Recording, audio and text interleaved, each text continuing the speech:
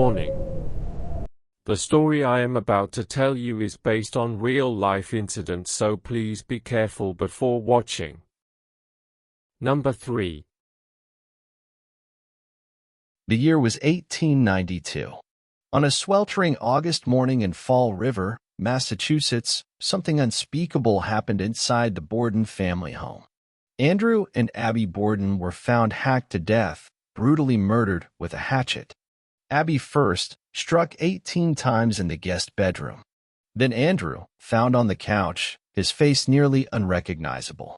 The only suspect? Their daughter, Lizzie Borden. But here's the twist. Lizzie was never convicted.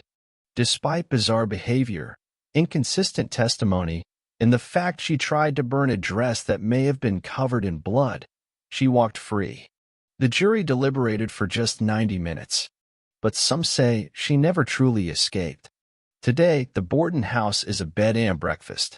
Guests sleep in the same rooms where the murders occurred. Many report strange happenings, cold spots, disembodied voices, shadowy figures, and the sound of a woman weeping.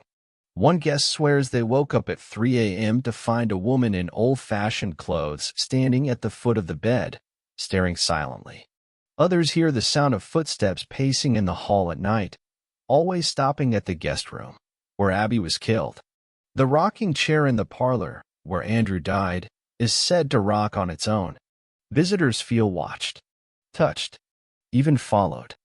Paranormal investigators have recorded EVPs, ghostly whispers saying, "Help me," and, chillingly, "Lizzie." So was Lizzie Borden a cold-blooded killer? Or a woman haunted by someone else's wrath? One thing's certain. The house on 2nd Street is more than just a crime scene. It's a portal to something that refuses to rest. Number 2. Jeff, a resident of Dayton, Ohio, was driving with his 3-year-old son, Miles, in the back seat when they passed by a modest cemetery decorated with only flowers and small plaques. It basically looks like a giant garden, Jeff explains on the podcast Monsters Among Us.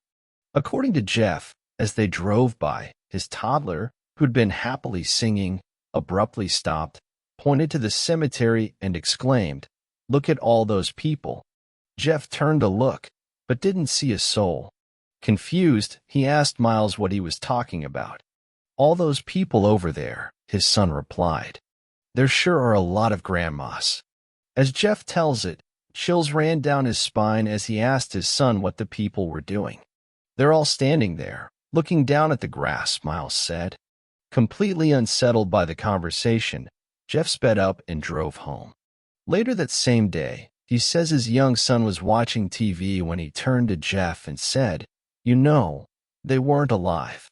Thinking Miles was referring to the cartoon, Jeff asked what he meant. "Those people we saw, they were all paused," his son replied. "I don't know if my kid has the sixth sense," Jeff says, "or if he just has a wild imagination." Number 1. They call it America's most haunted house. I didn't believe it until I went inside. The Whaley House in San Diego looks innocent enough. White walls, red roof, historic charm. But beneath the beauty is a dark past. The land it was built on? Once home to the gallows. Countless criminals died there, including a man named Yankee Jim Robinson.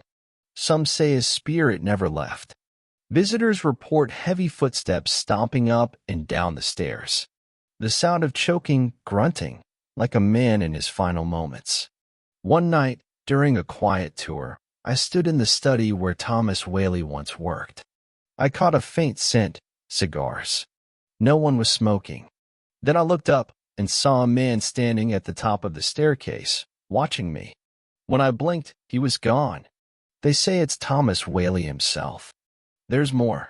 A cold brush against your leg, like a small animal. A soft growl. Some swear they felt something lick their ankle, Whaley's long-dead dog, perhaps. The creepiest moment? A paranormal team visited during a late-night lockdown. They asked, "Are you happy we're here with you tonight?" Silence. Then the EVP was played back. A low, rasping voice answered, "No." I haven't been back since. Some say the house is just a relic of the past, but I know better.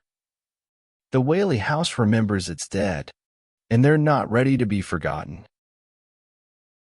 Thanks for watching.